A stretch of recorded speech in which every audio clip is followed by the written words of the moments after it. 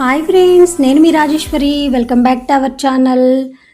ఓం నమో భగవతే వాసుదేవాయ. ఫ్రెండ్స్, ఈరోజు వీడియోలో ఈ 2026 సంవత్సరంలో దీపావళి ఎప్పుడు వచ్చింది అనేది తెలుసుకుందామండి. డేటు తెలుసుకుందాం.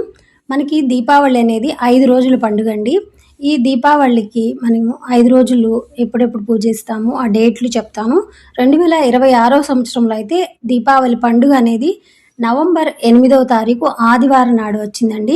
ఇది వచ్చి ప్రధాన పూజ. మనము ఆదివారం రోజు, అందులో అమావాస్య రోజు ఆదివారం రావటం చాలా విశేషం కాబట్టి చక్కగా దీపావళి పండుగను చక్కగా చేసుకోండి ప్రతి ఒక్కళ్ళు.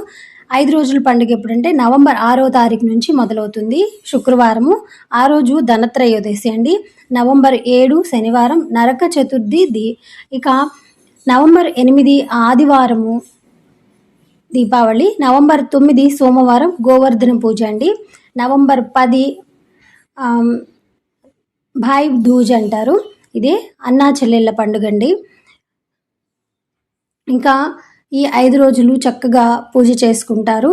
అలవాటు లేని వాళ్ళు ఈ 3 రోజులు నవంబర్ 6, నవంబర్ 7, నవంబర్ 8 3 శుక్ర శని ఆదివారం రోజు అందరూ చక్కగా ఆ లక్ష్మీదేవిని లక్ష్మీనారాయణని పూజించి స్వామివారి అనుగ్రహం పొందుతారని ఆశిస్తూ జై శ్రీరామ్. ఈ వీడియో ఇంతటితో ముగిస్తున్నానండి.